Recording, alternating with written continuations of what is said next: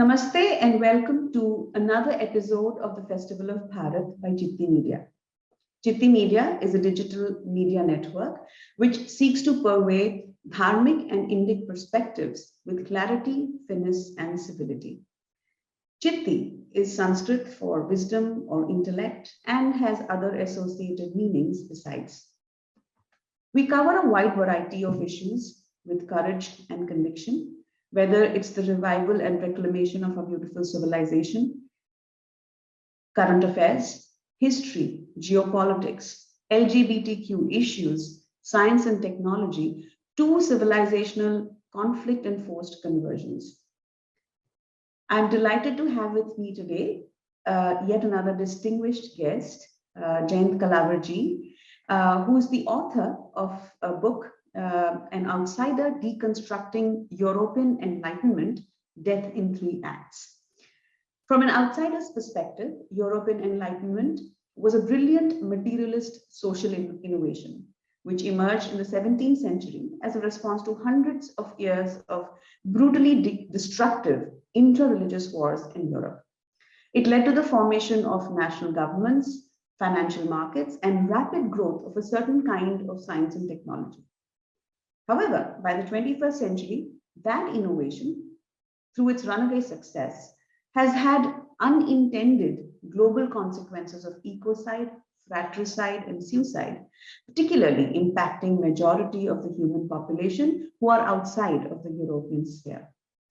Using the framework of his Devi traditions based on the Veda, Jayant Kalawar ji offers a compass of hope to navigate out of the global dystopian scenario created by the European Enlightenment and towards individual and social awareness, leading to harmonious ways of living as articulated in the Sarve Bhavantu Sukhinaha Shanti Mantra of the Veda. After a successful corporate management consulting career spanning 35 years in the USA, Jayant ji has been in the last 10 years providing guidance and mentoring to individuals seeking to consciously navigate the dystopian modern theater while developing and deepening their compassionate, intuitive, and spiritual capacities by applying modalities from the Indic traditions, particularly Sri Vidya. He holds a B.Tech degree in engineering from the Indian Institute of Technology, Kanpur, and an MBA from the University of California, Berkeley. Please join me in welcoming Jayant ji. Jayant ji, so very happy to have you with us today. Same here. Thank you so much for having me. Jayant ji, you're based out of Princeton, New Jersey. Am I right? In the US? That's right. Just about a few miles outside Princeton Junction, New Jersey. Yes. Do you teach in Princeton? No. We're basically, I've used this as a base for my management consulting practice, right, as well as now my guidance practice. Right. And how are things there? How are things in New Jersey, in Princeton? And I mean, with respect to COVID especially, I hope you're all doing well, the family? Yeah, we are all doing well. The last couple of years have been very interesting. It's been waves of unexpected events coming through.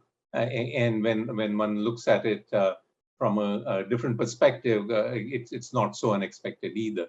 But I think many of us have gone through ups and downs, and I must say, me and my family have navigated it quite well in the process. Yeah.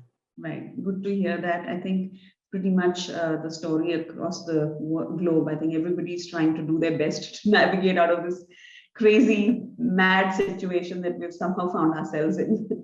So, Jayant ji, without further ado, let me just start with my very first question, which is to do with your book. Recently a lot has been said of the need to decolonize our minds, of these ideas and tropes that have been pushed into our psyche thanks to years of colonial rule.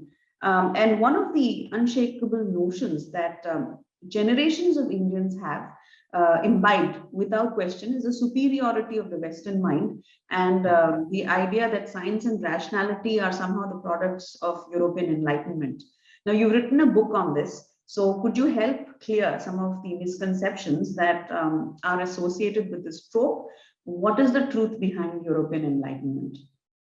Okay, this you did say to me that you were going to ask me tough questions, and this is a fairly complex question, Pujitaji. So let me try to address it by untangling myself out of this question and see what comes out of it. Okay, so I heard rationality and science, right? So I want to first speak about that before talking about European Enlightenment itself.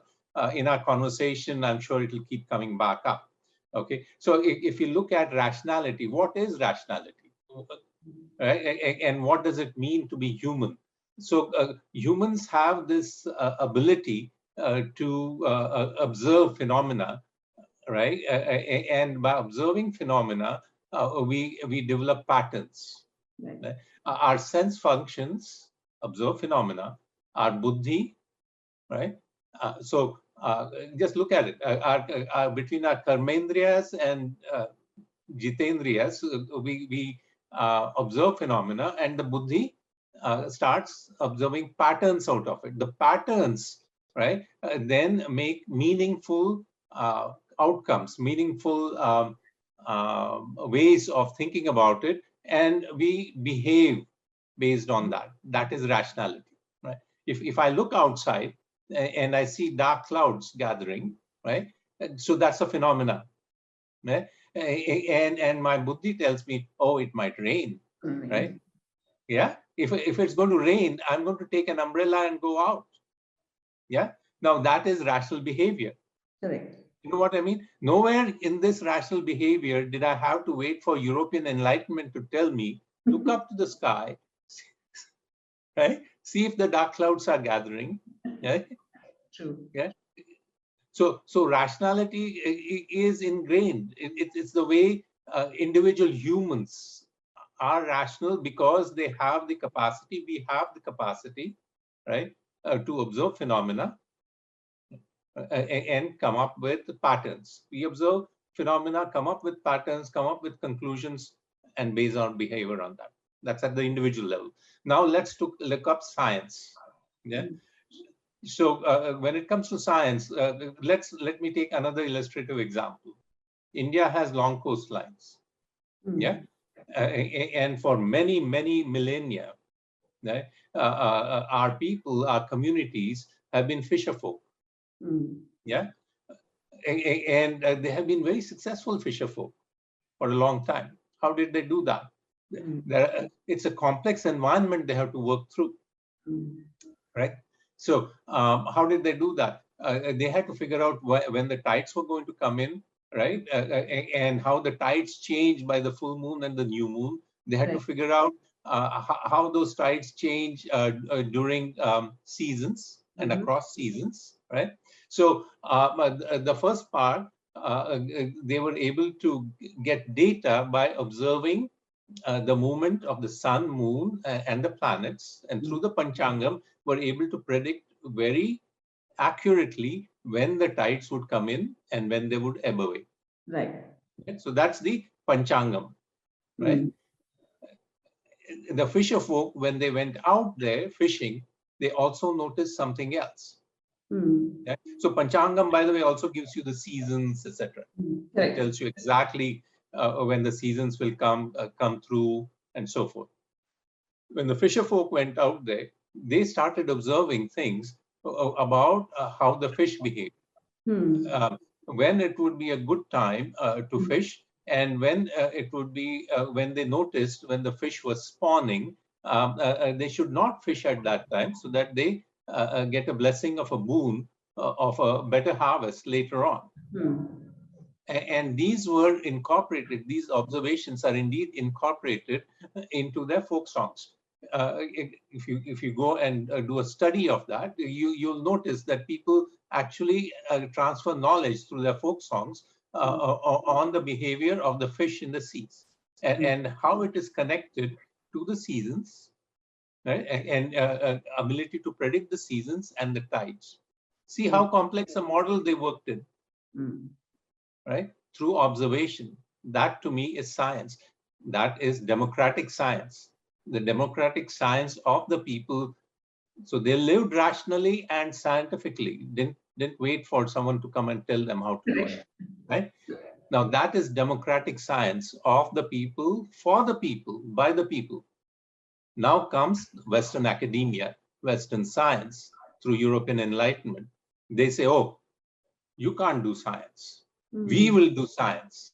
So they over the process of observation, which is so natural for humans, individuals, and communities to do, and to build their models and to work at it. And they called it science with a capital S. Correct. Right? That's so basically they took it over, and they claimed that only they could tell others. Okay. How to behave in this world, how to sense this world, how to come to conclusions, right? And we can talk more about it, but that's basically what European Enlightenment did as far as taking away our agency. The process of colonization goes so deep, it takes away our agency to understand and sense the world. First of all, to sense the world, right, and to understand it and to build it for ourselves. That is why we in India have become mimickers. We mimic, even now, we mimic whatever the West does. Why? Because there is an implicit suggestion that's embedded in us that we can't do it ourselves. We have to wait for academia to tell us what to do. Right? Would it be possible to discuss perhaps the historical underpinnings of the European Enlightenment, how it came about? And, like I said earlier, we've been told a certain story about the Enlightenment, and what's the truth? Right. So there were,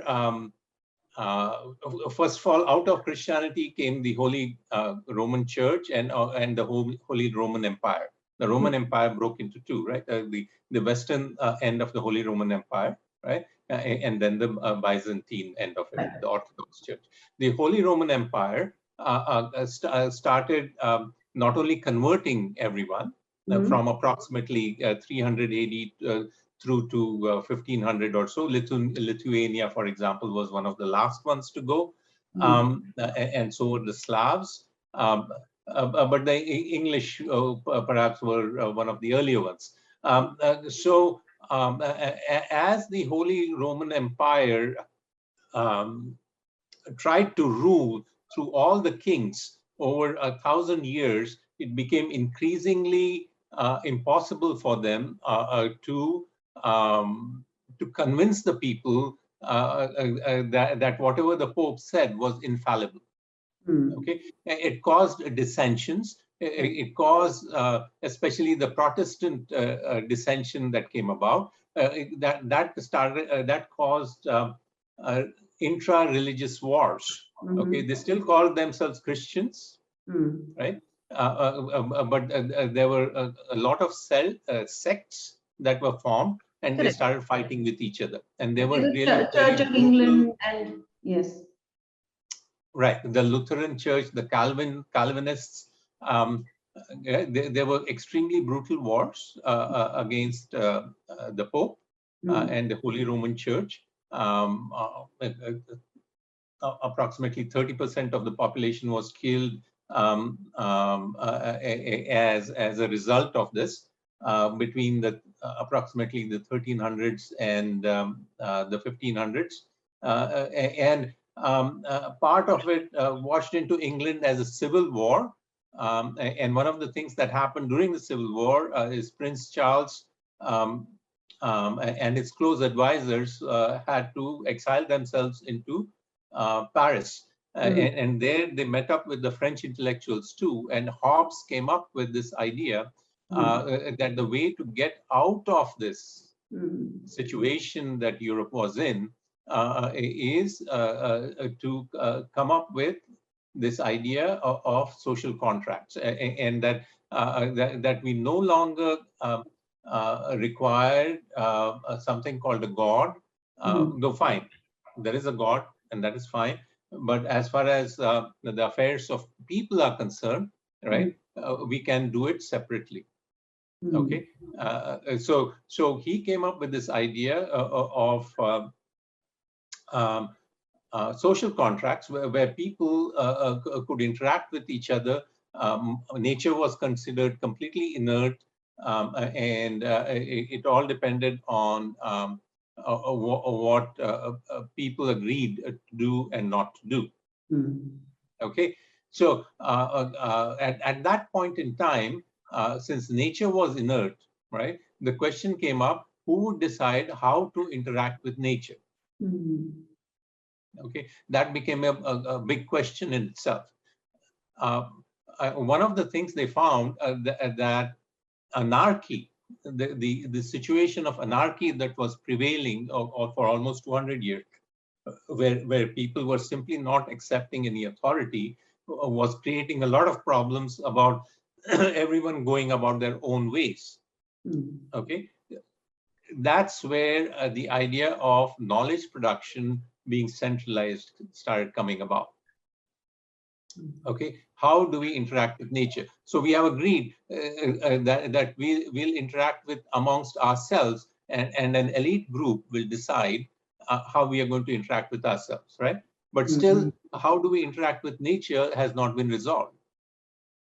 Right. So the second step then was formation of the Royal Academy of Sciences in 1661. Formally, it said from now on, all science will be done through the Royal Academy of Sciences. That brings me to the next question, Jayantji, which is about that, which is the Royal Academy of Sciences is formed, and then of course there is a kind of a systemic mechanism of controlling knowledge in Europe, right? And then of course there's a peer review system and all of that, and you have spoken of it also in your other talks. So could you talk a little bit about that, because I think it affects all of us, and I think particularly people who are connected with the world of science. Right. So this question about how do we interact with nature, figure out how nature works. Now that we have said it's inert, there's nothing mysterious about it. We have to figure out how it works and how we are going to control it and manage it and exploit it. And that's where Boyle comes in, and Boyle's law that you know of. The pressure and volume interaction. And so he decided to conduct. Okay, he was one of the feudal lords. This is Boyle, and a graduate of Eton. He was much younger than Hobbes. Is it Boyle Jayantji? Boyle, Charles Boyle? Yeah. Of the Boyle's law. Boyle's law, okay. Yeah. I forget, PV equals RT. It's temperature dependent, yeah. The temperature dependent relationship, how that works. So he conducted experiments in his palace, shall we say, in his castle or whatever. And Hobbes opposed it and said, if you start doing it, everyone else will start doing it. Okay, and the compromise was reached through the king of creating this Royal Academy of Sciences. And he said, but how do we know that this is correct? What you're saying is correct, etc. So he appointed, the king appointed, with counsel from Hobbes, 12 peers. Okay, so just as a Boyle was a feudal lord, not quote unquote a scientist from somewhere as such. The 12 peers were also peers, actually, literally his peers who were noble lords, right? And they went to his palatial laboratory and checked out what he was saying, and they stamped, yes, what he says is correct. That was the first peer review that happened. Jayantji, what was Hobbes' objection to Boyle doing the experiments independently? What was the objection that he put forth? So according to Hobbes, everything is already known. all we have to do is go to Pythagoras, Archimedes, Aristotle. It's already there. We don't need to explore anything more. Whatever they have said is done. It's done. Okay. Okay. So geometry tells it all. It's all known. Okay, because they had gone through such angst. He didn't want any new information to come out which would impact or have even the slightest chance. Think about it. It's basically humans have this tendency, if you step back, what drives this? It drives it on all of us, okay? And we will come back and see how it's impacting us also and how we are acting. We humans have this tendency to be risk averse, right?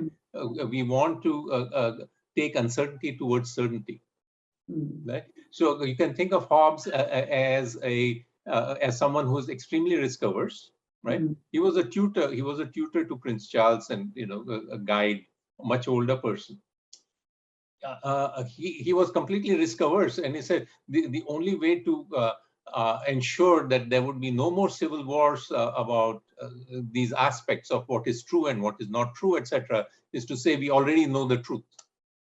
Okay, no need to explore, right? Just follow what Archimedes said, or Pythagoras said, or Aristotle said. That's it, right?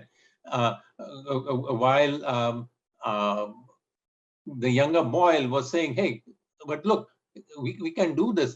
This can change things." Right? He was a tinkerer. So, right. So there were these younger people who say, now that we have been able to cut off our need for following the authority of the Pope, we can try different things. So there is that aspect of exploring that humans also have. So. And how did the of course the whole system of having peers, which you tell us anecdotally that it was these 12 peers or 12 lords who happened to be there when Charles Boyle conducted his experiments, and then subsequently how did this lead to a systemic ecosystem which then took control of any kind of knowledge production, saying that we decide what is scientific and what is not, what holds and what does not hold? So the Royal Academy of Sciences, everything had to pass through the Royal Academy of Sciences. The funding, the chartering of any projects, okay, it's a combination of how the projects are, any scientific exploration is funded, right? The printing press helped a lot. Right. Yeah. The printing press, by the way, was one of the key technologies that helped the Protestants inside the war also. Right. As in pamphlets were printed? You mean pamphleteering? Yeah, that's right. That's right. In fact, Gutenberg, the interesting story, I mentioned it somewhere. Gutenberg came up with this printing press, and it was very expensive. The only way he could make a business case, quote unquote, for it was if he had volumes to print. Right. Okay. So the biggest thing that volumes they could print was either the Bible or the Quran. So he went to the Holy Roman Church, right? And they wanted to control who could read the Bible. Okay, they wanted their priests, their padres to read the Bible, not everyone else, right? Okay. He went to the Ottoman emperor, the Sultan, and offered it to him. The Sultan was interested, but his scribes went against it because there was a whole profession who used to write beautifully, the Quran beautifully. Right. And they said, oh, no, that's not allowed. Yes. Okay. The printing press didn't have a market, okay, till Martin Luther stepped in. Yes. Right? And he said, I can print it. I will print it. I don't care. Okay, whatever they do to me.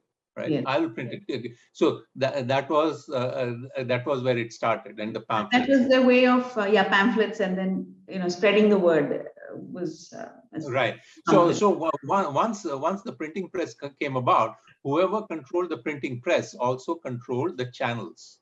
So there's the funding, there's the peer review, and the channel of dissemination and through the printing press.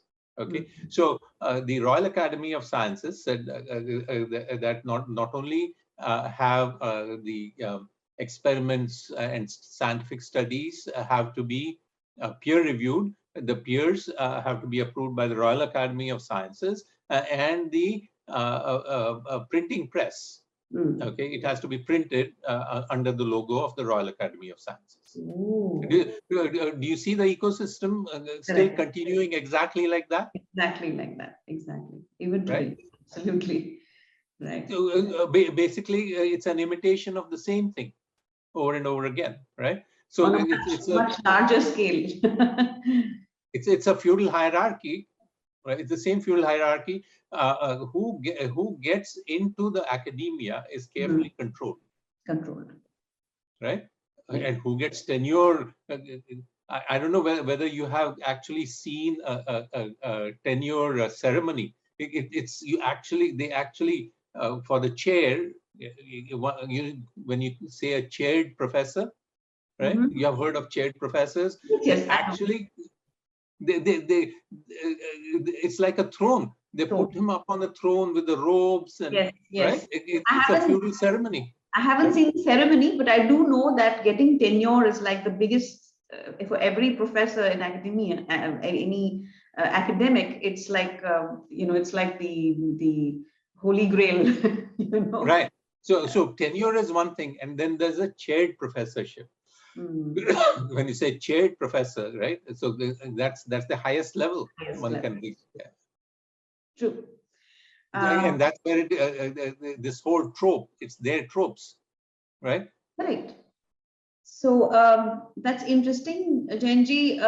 So your book mentions, I mean, the title of your book is, about European Enlightenment, and then you talk about death in 3 acts, and you mention specifically the consequences of European Enlightenment being ecocide, fratricide, and suicide. Am I right? Yes. Right. So, and then this is connected to the idea of, that in the Western civilization, essentially nature is inert. And that has led to the exploitation of nature in Europe. So how do you connect these 3 deaths to the exploitation of nature in Europe? Perhaps you would want to reflect a little bit on that. Yeah. So with once Hobbes declared, I say Hobbes, but he was quote unquote a spokesperson, shall we say, for that milieu. Nature is inert, but he has made that explicit statement, which we can then quote. Once that happened, and once the Royal Academy of Sciences was created, the funding went towards how best they could come up with projects which would exploit nature, right? Which would exploit nature, and specifically because those who were funding were looking for returns. The projects had to be tailored in that direction. It went naturally in that direction. One of the first things that happened was exploiting the mines for coal. Large amounts of coal mining started happening in Britain. Interesting. Okay, and along with the coal mining came the question of how to get the volumes out, the large amount of volumes out, and that's where we came up with rail lines. Okay, initially they were iron lines which were laid out, and they were horse-drawn. They were not yet steam engine. Horse-drawn, okay. Horse-drawn, yeah. The steam engine came a couple of hundred years later, but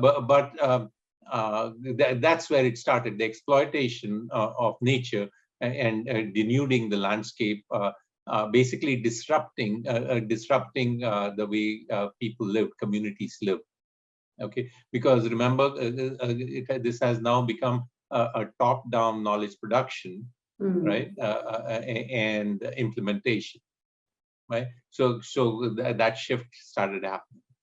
Okay, As that shift started happening, they were then able to apply it, right, as the steam engines came up, etc., to steamboats, to having a global presence, right? And through the global presence, everything went to exploiting nature for creating material wealth for few people, and you have seen that happen all the time, right? First it was coal, then it is oil, and so forth. So that's right, and that's the ecocide we actually have observed, right? Now, and all of that is actually this ecocide is reflected in the social contracts based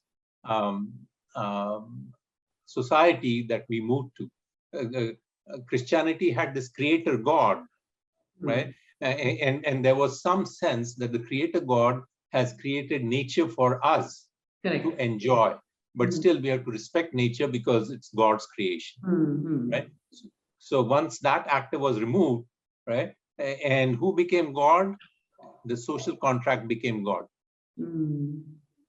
Right? So also by social contract, you mean, what do you mean by the Constitution? The Constitution. The Constitution is the social contract between the elites. The elites come together. They call it the Constituent Assembly, right? They put it together. That's the Constitution. That becomes God. We consider Constitution the God, right? So, yeah, everyone else then has to make their contracts on that platform. That's how it works, doesn't it? Yes. Right? Is it constitutional?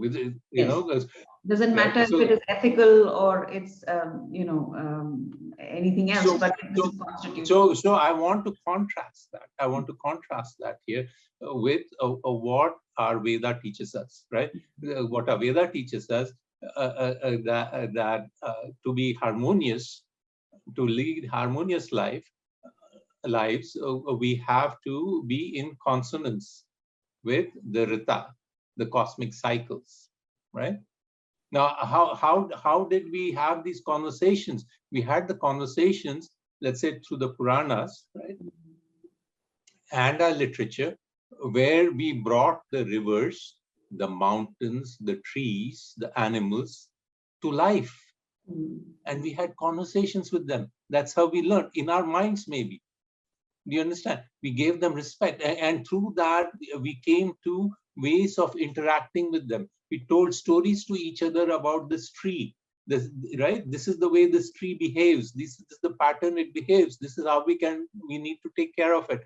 This is the way this river behaves, right? We gave it life, right?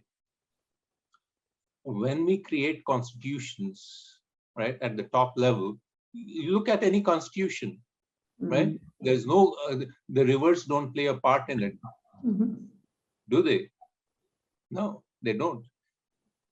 And the Constitution, how it leaves out all non-human actors. Okay, all the non-human actors are left out. Only human actors, right, have roles in that Constitution. Okay, so in effect, everyone is effaced. Gone. Yeah.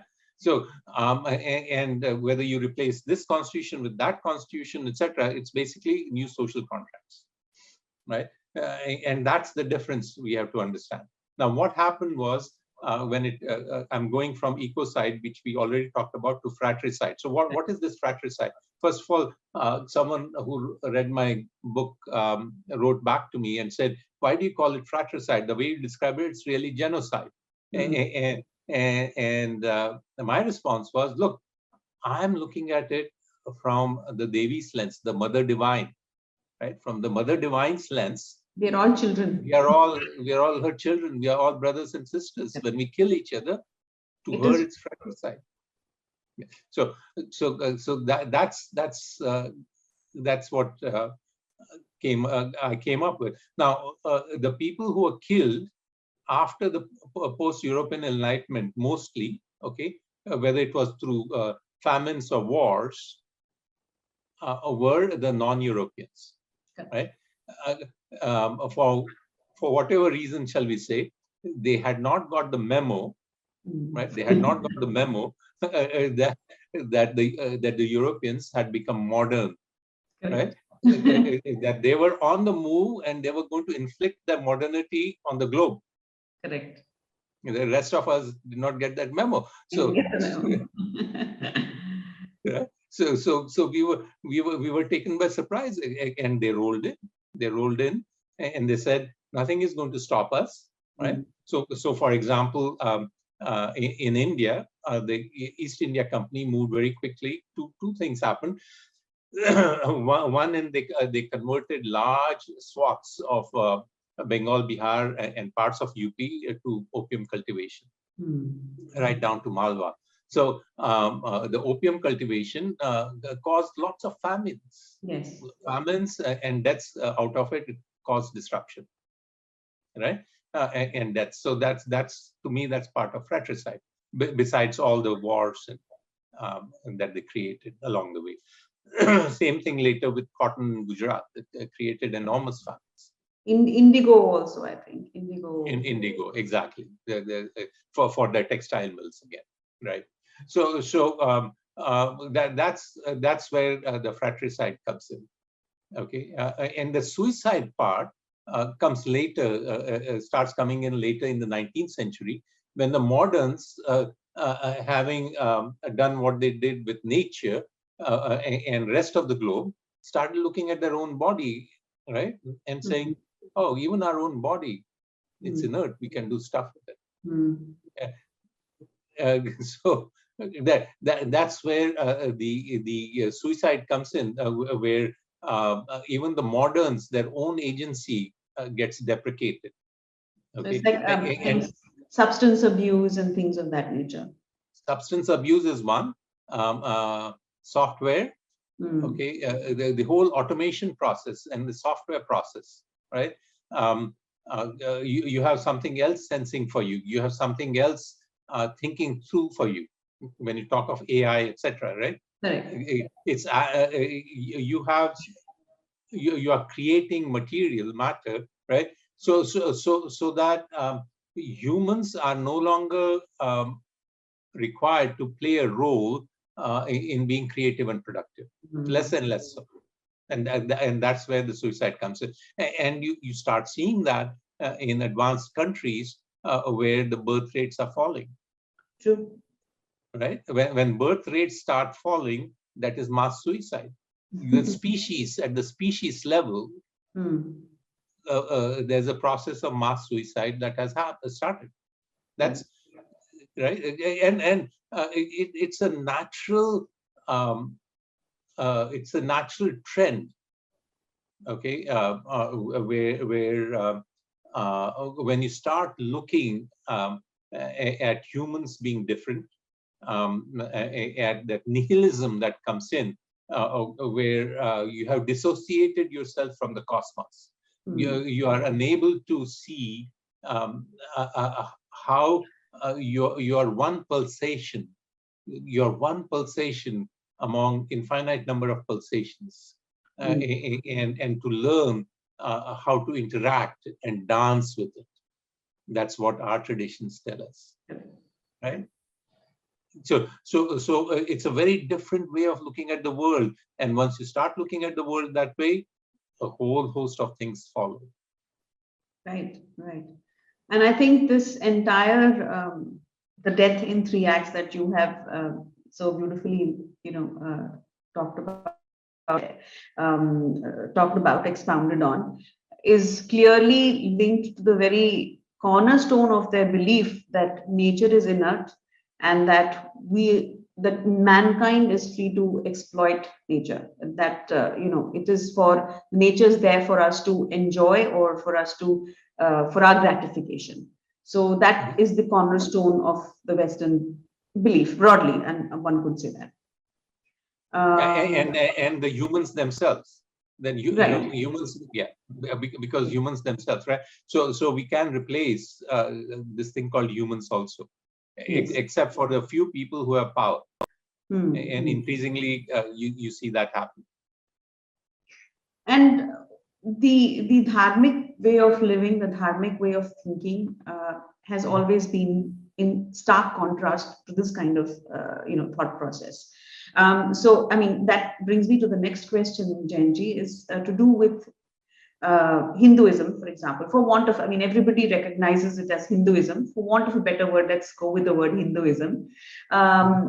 Swami Chinmayanandaji had apparently said that the only way Hinduism can survive, or the dharmic Sanatana Dharma can survive, is when we make practitioners out of Hindus.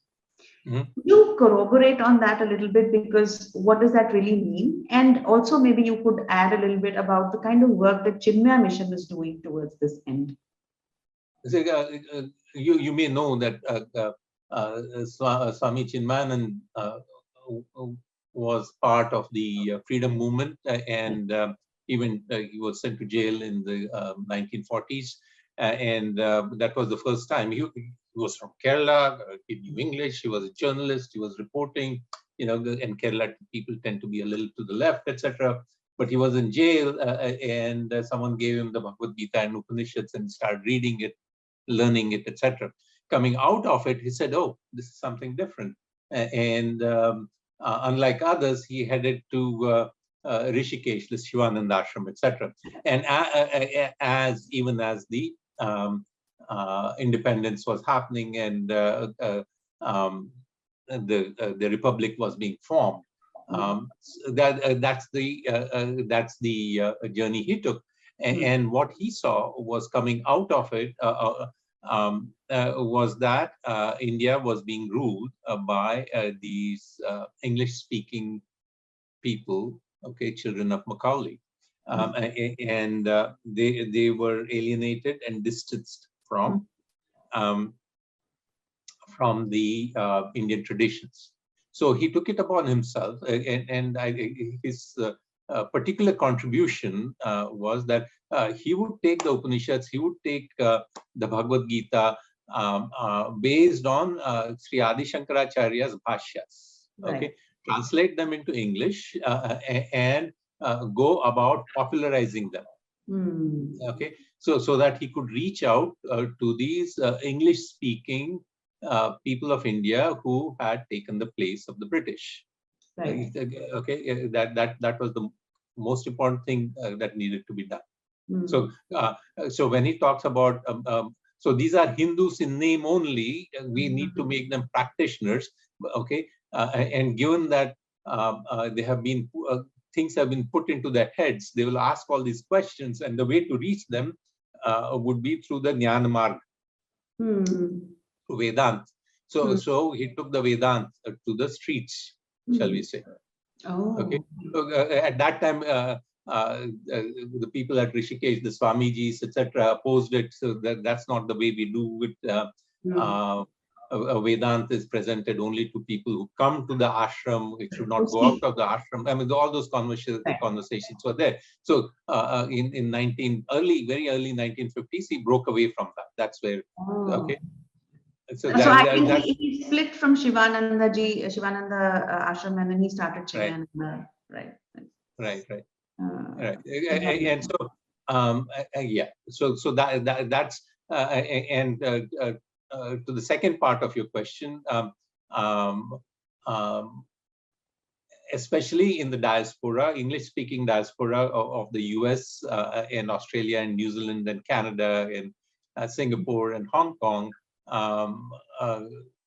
they find that's one area where they play a very useful role of giving access to multiple generations now of people of Indian origin who have been distanced, and through discoursing in English, English being the language that people are familiar with, and then bringing them into Sanskrit, etc. But first, being very open and saying, yes, we'll talk about it in English, we'll discuss, we'll do study groups, right? So that's been the key ongoing contribution there. Speaking of splitting up, one of the biggest spin-offs from Chinmaya Mission as you may know, is Arshavidya Gurukulam of Yes, Swami Dayanand. Swami Dayanand ji, yes. Yeah. So who was with Chinmaya Mission for 15 years, and it's in the late 80s that he started. So that's the overall impact and the continuing impact that Chinmaya Mission has, and I think it particularly irks those people from India who are in Western academia, because here's someone who's reaching out in English about Vedanta, right?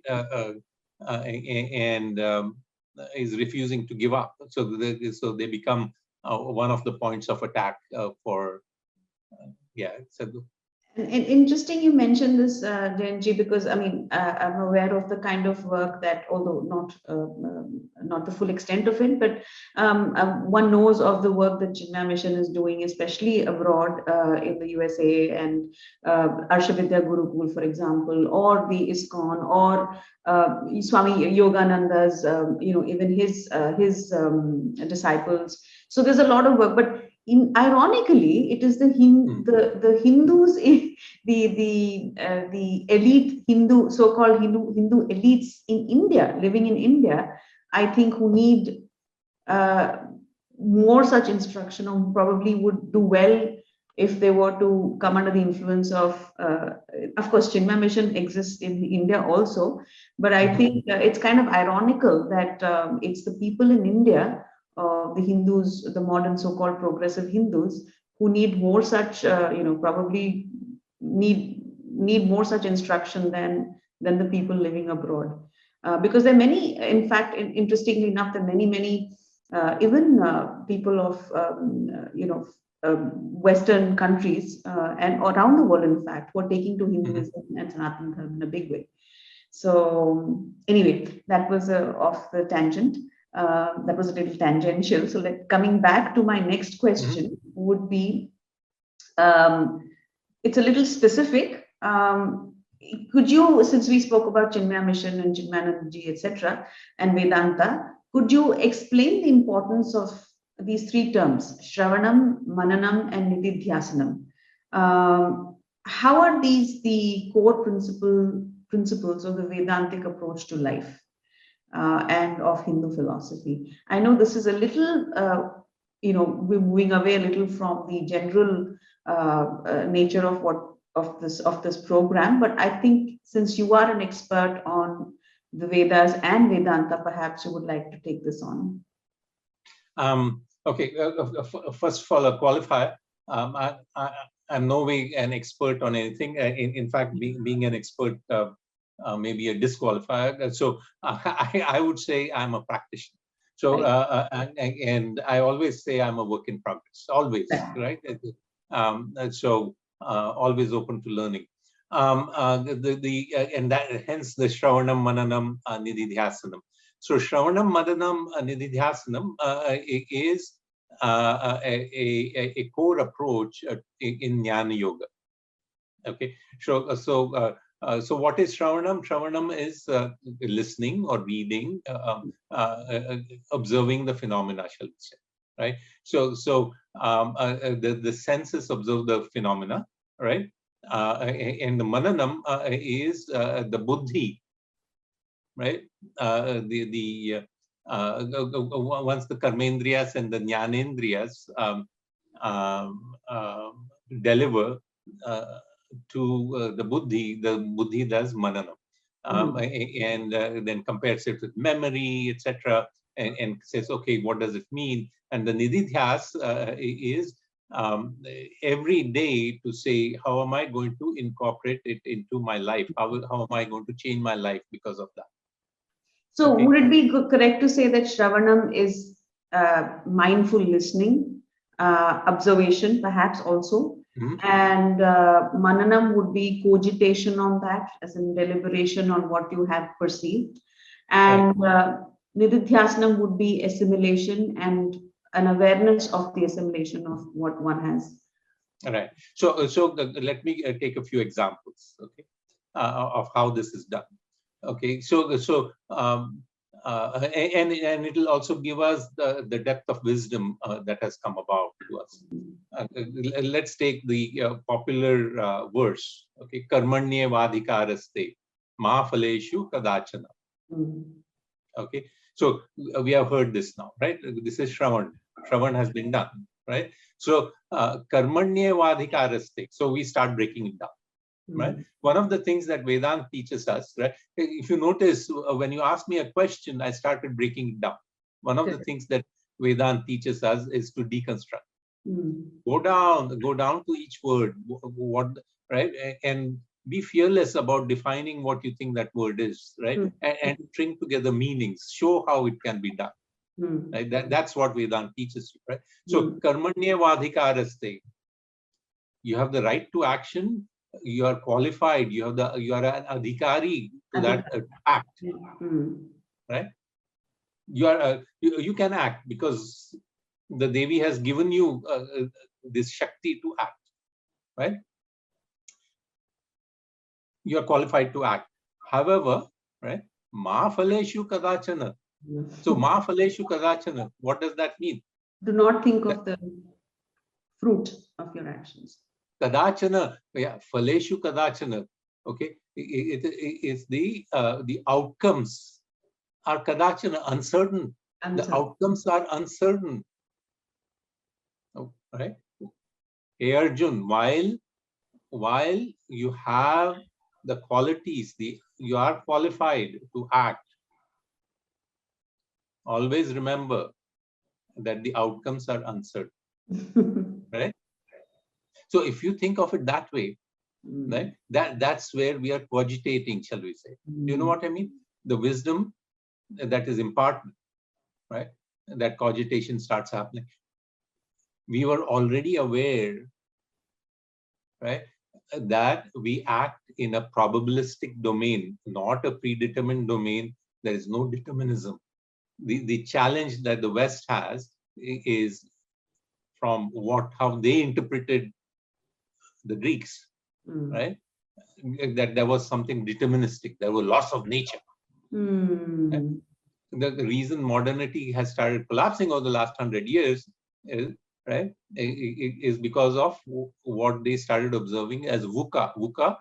And we'll come to quantum physics perhaps, but the VUCA is volatility, uncertainty, complexity leading to ambiguity. Oh, okay. Very interesting. Right?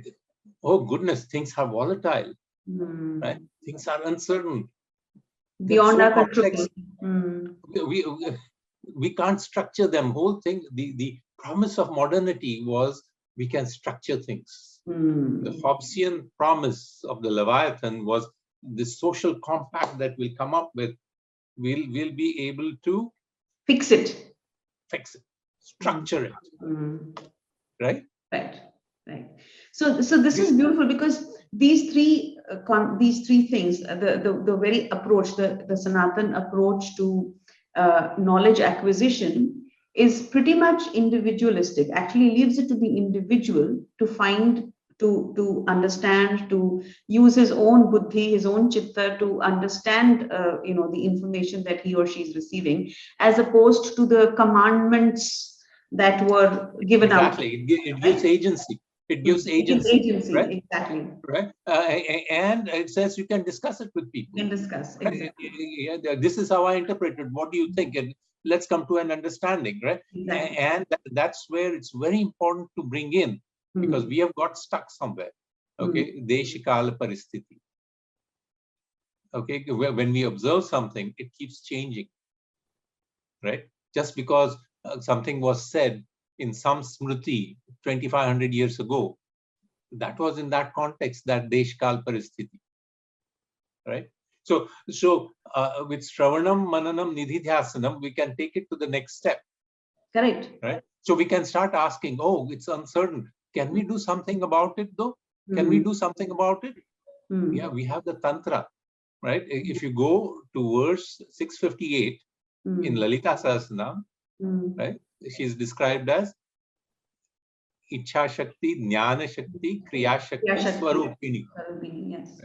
If you take that, right? You listen to it, right? And now you do Mananam on that, right? And actually by daily chanting Lalita Sahasranam, this starts coming out. She reaches out to you and says, you know what? You do a sankalpa, you do a kalpana, imagination, and you do a sankalpa, which is a commitment to that imagination. I will give you the jnana. I'll bless you with the knowledge of how you can bring that about. And as you go deeper into that knowledge, I'll tell you what actions to take. Okay, by doing that, if you go to the previous one, if you go through this commitment, that tapasya, right, you may be able to improve upon the chances of being more successful with the outcomes. Right. Okay, so you can combine the two now. You see the web that can be built. However, even with the improvement of the chances, right, you can still end up with failures. We all do. Yes. We all do end up with failures, right? That's where the fork in the road comes. Right? One, we can take the high road or the low road. Okay, that's also shown. For the high road, we go to the 15th chapter of the Bhagavad Gita. So, Dvandvair vimukta sukha dukkha sanyai gachanti amudha padam avyayam tata. Dvandvair vimukta sukha dukkha sanyai, whether the outcome is there or not. Yes. Right? Whether you're unhappy or happy, right? When you take both of these to be equal, right, then you can actually go to the feet of that. Okay? So that's the high road. You take that. That's how you manage your failures, because the failures are real. That's the nature of the world. Right? So what does this tell you? That it tells you how you can behave, how you can manage your life, right? It takes you to a way of looking at the world which gives you agency and say, look, this is an uncertain world. This is how you can manage your emotions. This is how you can navigate the way. Right. And it also explains to you what the low road is. Right? This is quite a complex two verses, verses 62 and 63, which are the ladder of fall in chapter 2, right? Which says, if you let yourself be frustrated because of your failures, it leads to anger. Correct. Right? That anger leads to loss of intellect. That loss of intellect, that connection with the buddhi is lost. Anger cuts off connection with the buddhi. Then you behave like animals, carnivorous animals. And you see that happening, right? The the Mananam is, oh yeah, when I get angry, I do tend to act in a reactionary fashion. Yeah, I lose it, right?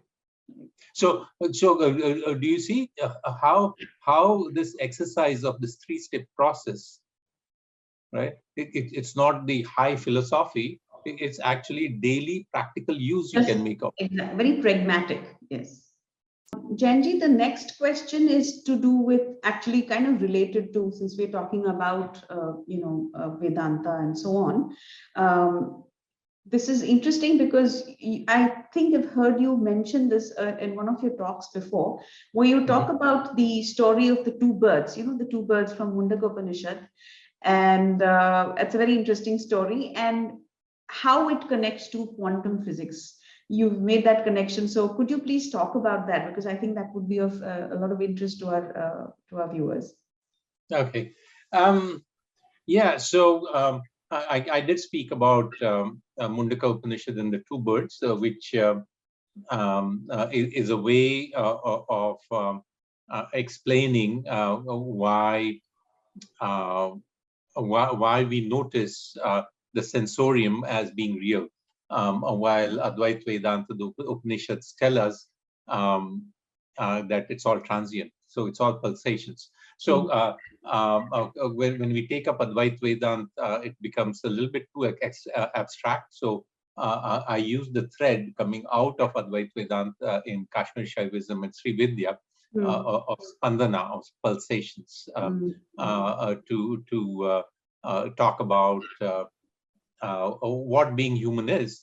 So I'll first talk about that. Then I'll show how quantum physics tries to explain that from the other end, and why, at least from the perspective that I have, that is inadequate and doesn't go far enough. So there is Sakshi Bhava. The Sakshi Bhava is the observer, that capacity, that capability to observe.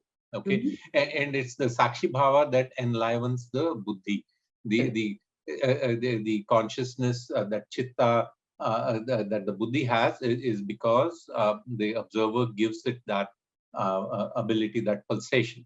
And then comes the jnanendriyas, and then the karmendriyas. So the sense functions that we have, the five senses, right? They interact with other pulsations. So think of it this way. Here's the human pulsation, which itself consists of minor pulsations within that, and we are floating in an infinite ocean of pulsations. Okay, if you can imagine that, and then say, here's just this one little pulsation called the human pulsation, and it's able to interact with other pulsations around it in a very narrow way through its sense functions. So it captures the fluttering aspects of the pulsations around it, right? And when it presents those interactions, that phenomena to the buddhi, right? It's at that stage that it becomes static. Okay, so all of a sudden, these things out there, which are actually just fluttering pulsations, okay, they become form, they become roop. For the first time, they become roop. From spandana, they become roop. Yeah, and then the buddhi starts giving it names, so it becomes namarup. Namarupa, correct. So in the process of becoming Namrup, then it creates memories, and then it creates frameworks and meanings around. The story of the 6 blind men feeling different parts of the elephant, and exactly. So the meanings are created around it, and then we start living in it. We start living in the Namarup framework, the meanings that we create out of it, right? So where did we start? It's all pulsations. It's all transient. It's all changing all the time, right? And yet we see it as matter. How? It's in our minds that we see it as matter. So the Upanishads and the particular darshan of Advaita Vedanta, okay, has, as far as I know, I have seen, okay, whether it's Dvaita or Vishishta Dvaita or Sankhya, etc. Advaita Vedanta seems to have the maximum capacity of explanatory power. It has the maximum explanatory power. Okay. Now, when I'm communicating it, I use one of its threads, as I said, Sri Vidya, Kashmir Shaivism, because it's easier to explain. If I may interject, Jayantji, so I don't know this, but are Sri Vidya and Kashmir Shaivism offshoots, or shall we say threads of, like you say, of Advaita Vedanta? Yes. Okay. Yeah. So that's basically they are because then the question comes up. You see, if you go to pure Advaita, and I don't want to go too deep into it, it can be confusing. So whether everything is Atma, everything is Anatma, etc., and the practical aspects, because which we talked about, how practical things are, right? Whether it's in the Bhagavad Gita or Lalita Sahasranam, very practical stuff, right?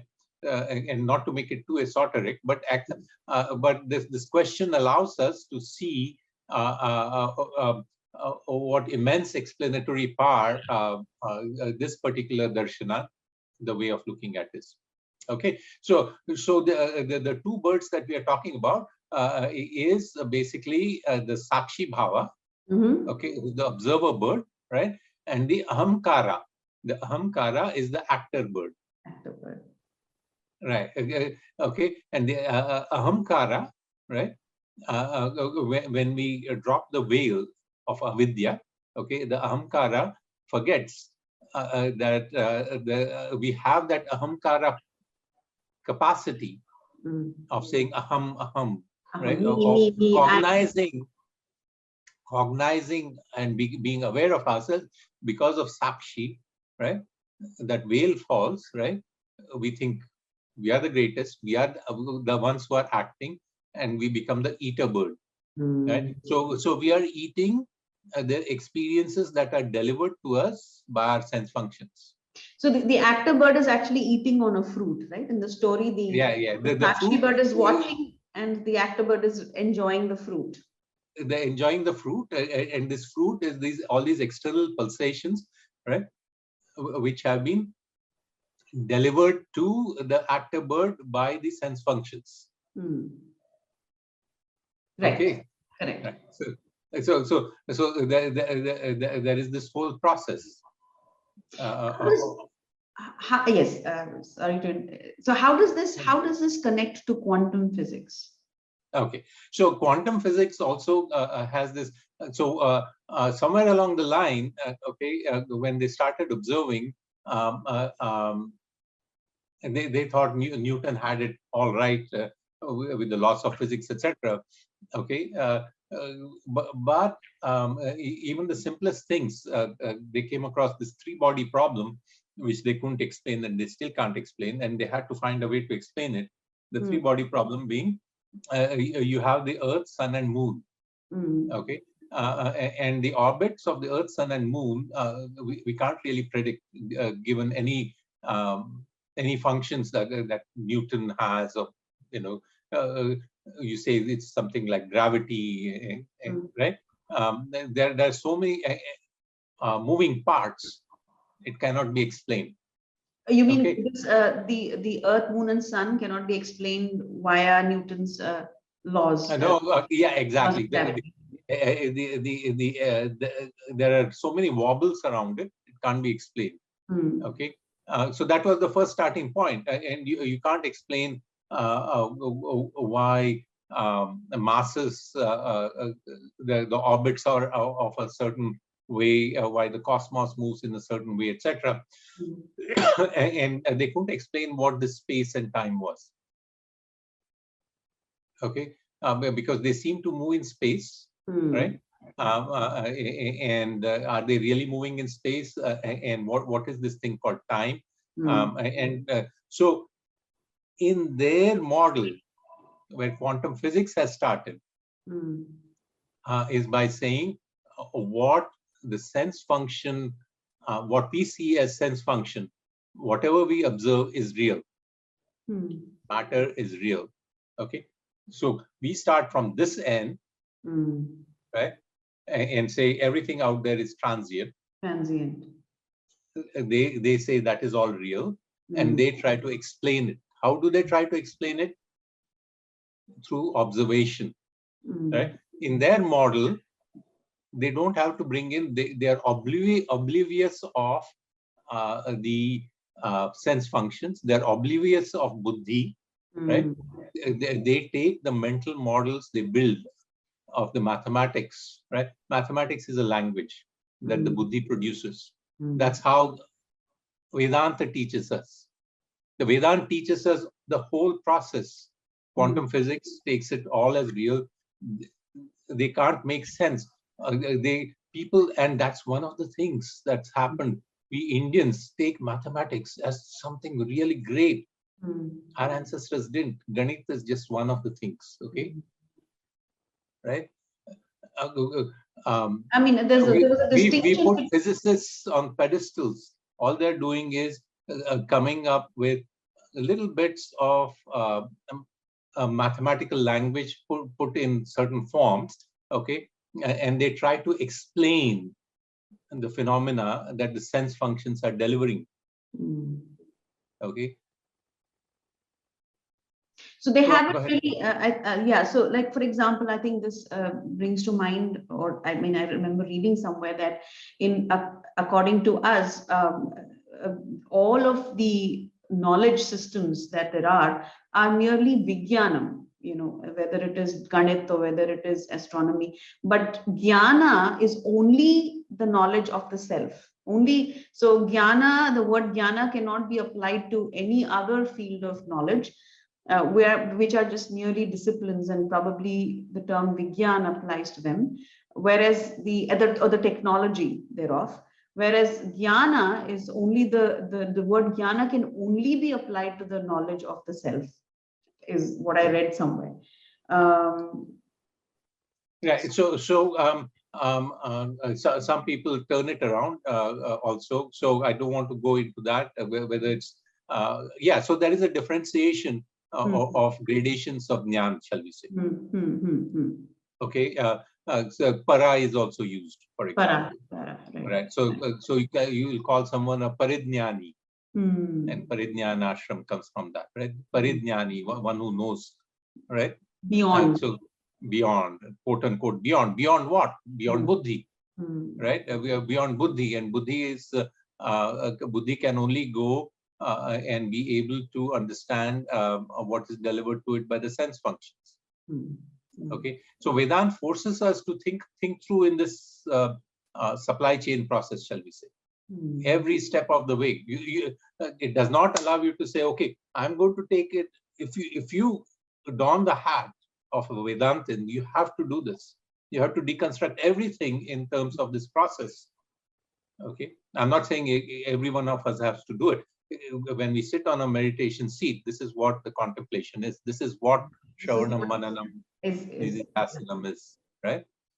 So yeah, so quantum physicists, any physicist, that's why they're continually confused. You go and look. There are controversies right now. Say, maybe we should stop theorizing. This can't be done, right?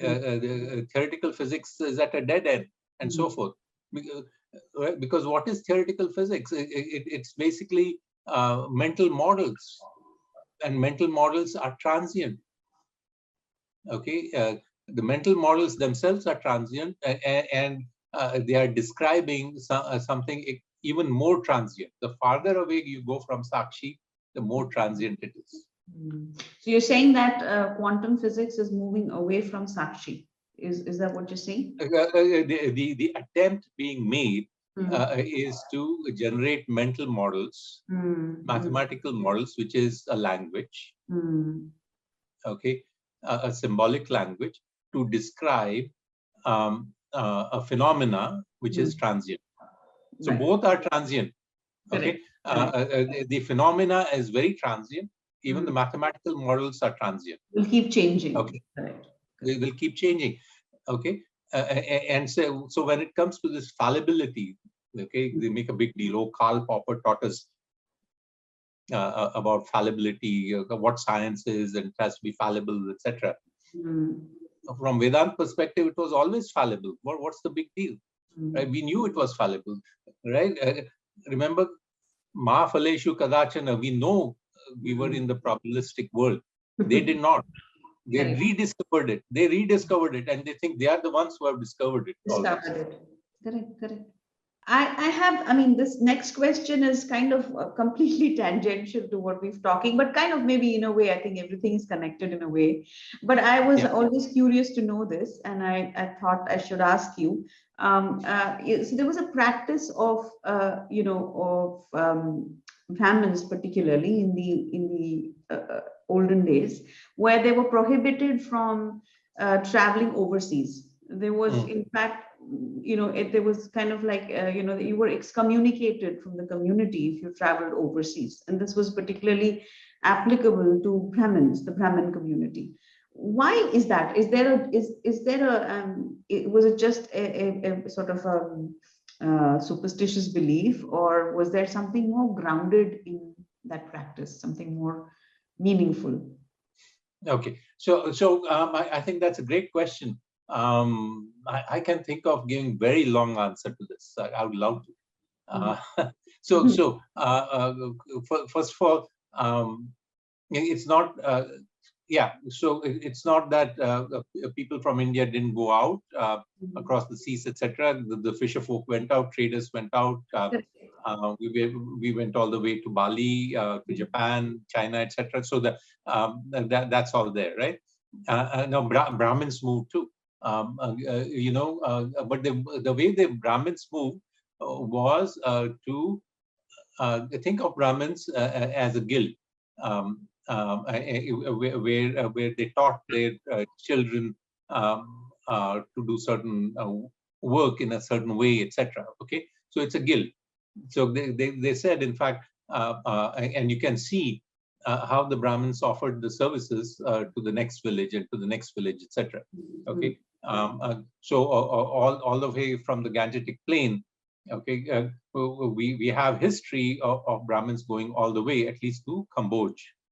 Right. Okay, village by village. They go east, and the way they did it was the male Brahmin could go to the next village and marry someone local. That was allowed, but Brahmin women were married always to the west. That's one of the things. The same thing to the south also. Yeah. I mean, so you can see. Then when you look at the Smritis, there are directions given, right?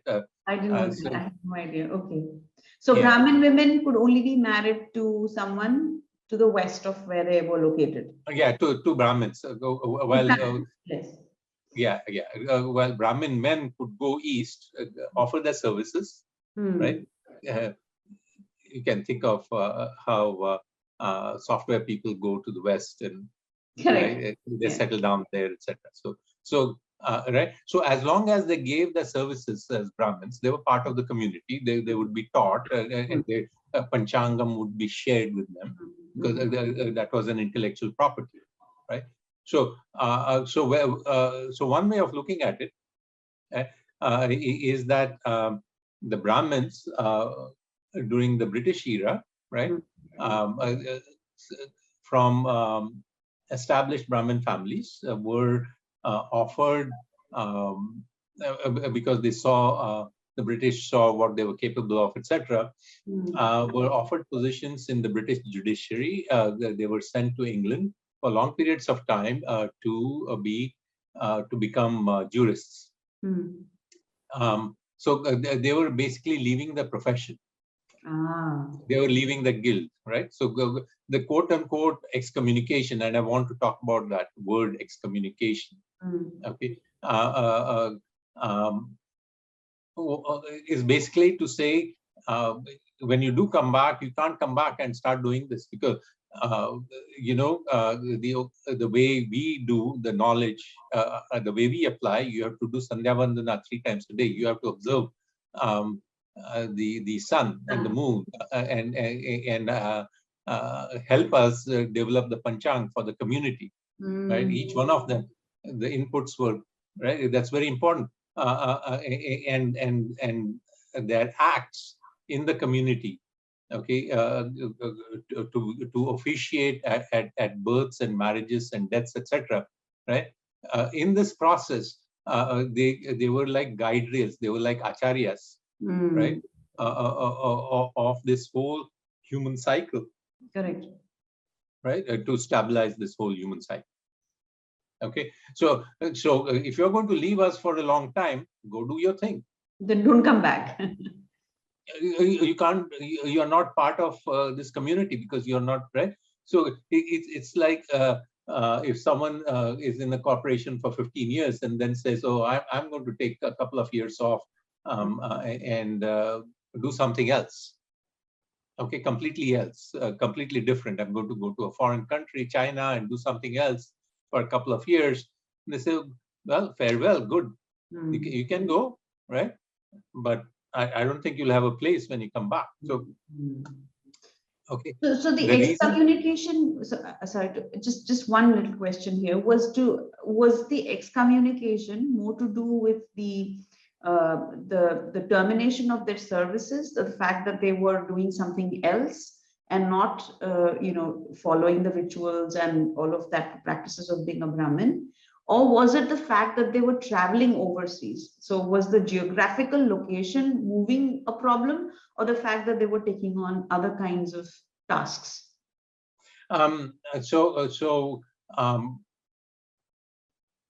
the example I've given, okay, of people going all the way to Cambodia, okay, or wherever, okay, I don't think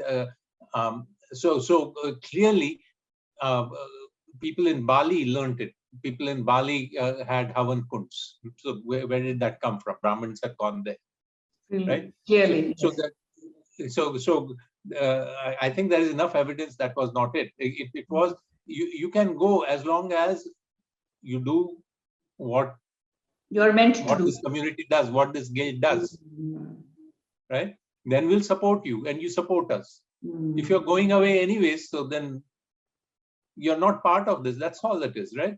Right. Interesting. So now, this, yeah. Can I focus on this word excommunication for a Please. little bit, and then I want to come back with other things. Yeah. Okay. Because this is where I want to introduce this other aspect. But excommunication is a Christian theological word. Okay, and we talk of decolonization, but we are so colonized, we don't even know we are using these words. These words were used specifically to demean and denigrate Indian cultural life, right? And compare, these missionaries came and discovered Hinduism as a religion. Correct. Right, and then as a false religion, and they say, oh, they do these things, etc. Right, and we sucked it up and we started reforming it, regurgitating it, right, and reforming it. Yeah. Right? Yes. Of course. This word excommunication. The root is commune, right?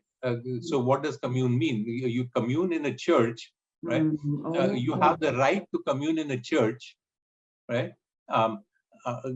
What does that mean? That means you partake of the body and blood of Christ. You are given wine as the blood and a biscuit. Yeah. Whatever, wafer, as the body of Christ, right? And before that, before the communing, right? They all take an oath, right? That they will be loyal to one and only one God, right? So, excommunication means you are not being loyal to that God. Hence, will not allow you to commune. Yeah. Now, the Veda tells us that we can interact with God, connect with, quote unquote, the divine, the subtle divine. Forget the God. God is a theological word too, Christian theological. The subtle divine in so many different ways. Right? There's no restriction there. So where is this thing about excommunication? Because, in Christianity, you can commune with God only through His church. Only through you can't. I mean, of course, yes, you cannot independently have a relationship with God. Right. Right. So that's where the word excommunication came from, and we use it. Right. So we have to be careful in our decolonization process that the fact that we ask that question itself, where did that question come from? Right. I'm glad you. I'm gonna remove that word from my lexicon. Be very careful about the usage of that. I mean, that's the process of decolonization, is to right. Every day you learn that some of these words that you use very casually are actually very laden with different meanings. Yeah. So idol worship, etc. Those are, worship itself means going down on your knees. So we don't go down on our knees, right? We don't kneel, etc. So idol worship, right? Murti puja is a whole different thing, and the pran pratishtha that comes with it, and so forth. So that's the excommunication part. Having said that, I would like to take this opportunity though to, if I may, to raise another question about what were our ancestors doing. I don't know where you're moving after this question, so whether I should introduce it here or not. And the question I have, I would like to ask my ancestors, let's say 400 or 700 years ago, right, is around the time when we said, oh, the Brahmins shouldn't go out, etc., right? Vasco da Gama came to India in 1498. Okay. At that time, Vijayanagar, the empire, was at its peak. Okay. I think Vijayanagar was a little later, I think, Jayantji. No. It's exactly at that time, and into the 1500s. Okay. Yeah. In fact, around that time, 1530. Krishnadevaraya was around 15 something, I think. Right. So 1498, it was already. Achyuta Raya, maybe his grandfather or father, not sure. Right. Probably. So anyway, if you look at the Vijayanagar, it's about 1350 or so, and it goes on to early 1600s. So the entire period, okay, of 200 years. So 1498, and all the local kings were paying tributes to the Vijayanagara kingdom or empire, okay, and that this included the Zamorin of Kochi and so forth, that area, where Vasco da Gama landed. Right, and within 5 years, so he landed, right. He brought the reason he came was for trading, right. Because they were fighting the Islamic wars, wars with Islam, right? And Vasco da Gama was a particularly notorious, violent pirate, and were very successful at leading the Crusades in North Africa. So he was chosen to go out to India, and he comes there, and he leaves 5 Portuguese traders, and along with him on his heels come missionaries. Yeah. Okay. So all this contingent comes. There comes spies. Okay. And what do you see then? Within less than 100 years, right? By 1582, these Jesuits, who are the core intellectual core of the Holy Roman Empire, they come to Kerala. They have learned Vedang Jyotish. They go back. Okay. They learn, they pirate knowledge also, so big deal. Absolutely. But, right, they innovate, they change things, right, and they leverage out of it. By 1582, they have a Gregorian calendar, and they are able to manage life differently. So my question is this, okay, and this happened, this whole thrust happened at a time when Europe was going through internal strife. Okay, Islam was coming against it, and quite successfully. They were going on crusades, etc. Right, and yet they chartered Vasco da Gama, and later, and in 1600, by the way, by 1600, East India Company was formed. Yes. In that 100 years, So my question is, while they sent explorers, traders, missionaries, spies, okay, what did our ruling class do? They were there. I'm also wondering, what were we doing? Right. So, did we send our missions there? Did we send? I don't know. I mean, I'm open to doing research about it. So, if they did send, right? If it did send emissaries, if it did send traders, what happened to those missions, right? How successful were we? We could have done the other thing, right? One of the reasons a less number of Indians went out, right? And everyone made a beeline to us. The same, we were doing well, right? Just see America. Everyone wants to make a beeline to America, right? Few Americans go out, Very small Absolutely. percentage of Americans even have an Have international been passport. out of their towns or their, little. Within 50 miles, they Yeah, are born, and yeah, within 50, absolutely. right? So we were doing very well, and right, but the American empire always has its eyes all over the place, Hmm. right? The ruling class make sure That they have their, hawk-like well, presence everywhere. right, their intelligence agencies, their military presence, their diplomatic missions everywhere, right? What were we doing? And why did we not do that? That is the question to ask. Hmm. That's a very, very, very valid question.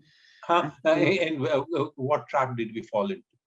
Right? So my hypothesis is we fell into the trap of local optima. We were so happy. Complacent, I guess. Yeah, which the complacency of which is a problem that ails us even today.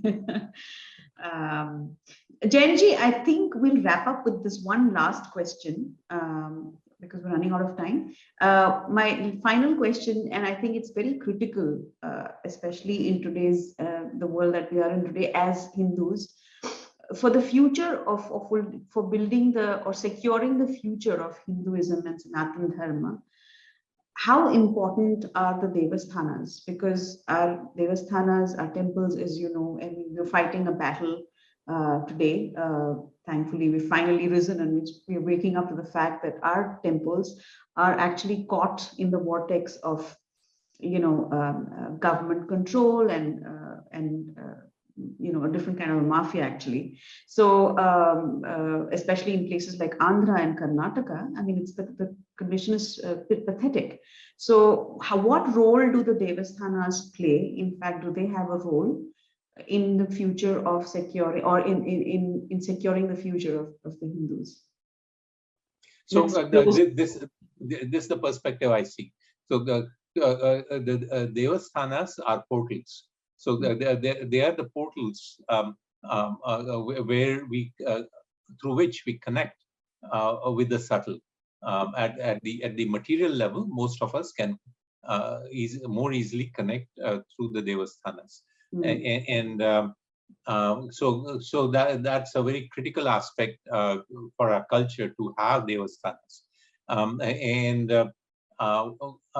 What kind of devasthanas? I would like to give a visualization, an example. Okay, and in that context of Deshikal Paristiti, it's very important to bring that Deshikal Paristiti to bear as we speak. Okay. So I see Bharatiya is as anyone who connects with the light bhav. Okay, so if you take that, right, that's a Bharatiya. Anywhere there are Bharatiya communities, right, we can and should and will for the Renaissance for over the next 500 years. So we are talking about 500 years, right? Of devasthanas, right? Devasthanas wherever there are Bharatiyas, right? Which will be a braid, a powerful, lustrous braid of three margas, okay, of the Shakti Marga, Shaiva Marga, and Vaishnava Marga, which particular deity, the Divya Shakti, is invoked in a particular devasthana will lead to the a local Bharatiya community. So that there will be physical nodes everywhere on the globe or Mars or Moon, doesn't matter. Okay. To your question, how will we make that possible? We'll think big. We'll take 500 years. Okay, and we will do it. Today's Deshkal Paristiti will accept and agree. Okay, that we are on digital platforms. The hierarchy is flattening out, and we'll take advantage of that. Right. Every devasthana, every community will be a teaching devasthana. There will be all volunteers. There will not be any professional purohits. We will learn for ourselves, right? will take turns of taking care of the devatas in that devasthana every day, right? And this has been beautifully shown.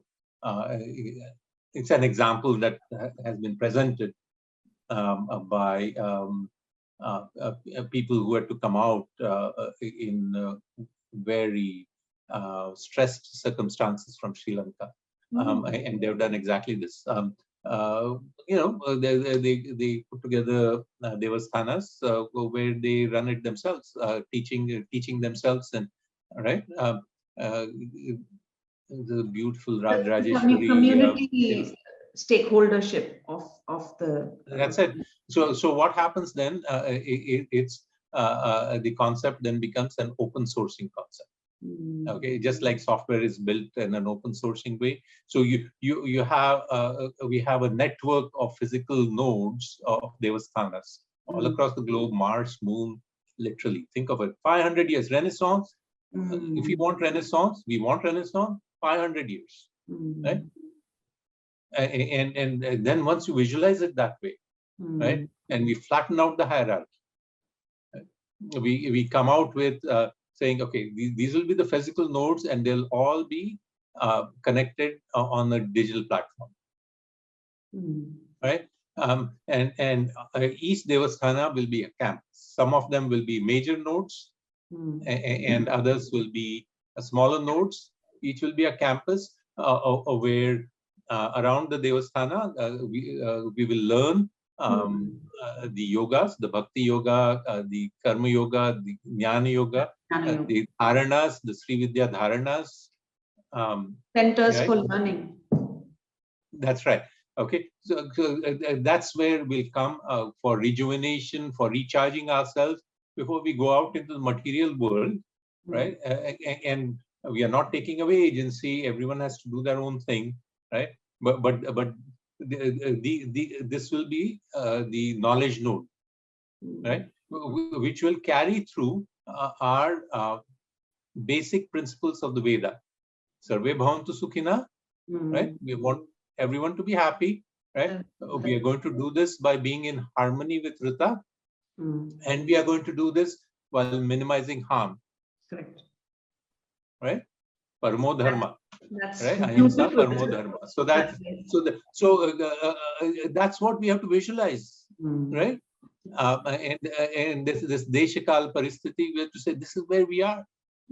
It's not going to be incremental, right? If you open source it everywhere, anyone, everywhere,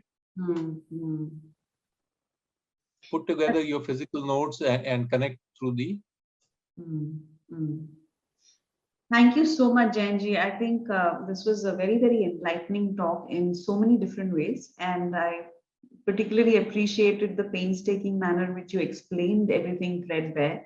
And I'm sure our viewers would find themselves enriched by this talk.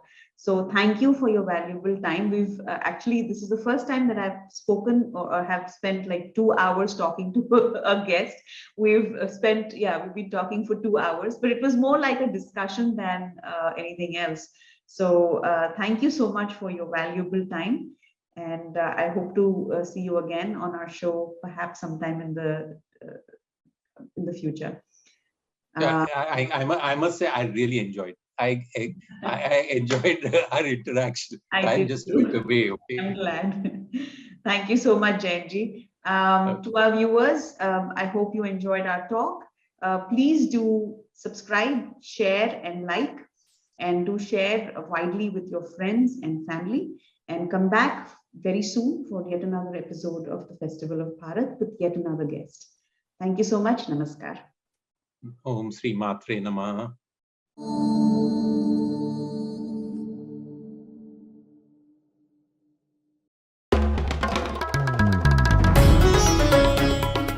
Namaste. We hope you enjoyed this Citti Media content. Please remember to subscribe to us and switch on the notifications for this channel. For our other social media links, more content, and to support our work, please visit citti.net. Dhanyavad. Namaskar.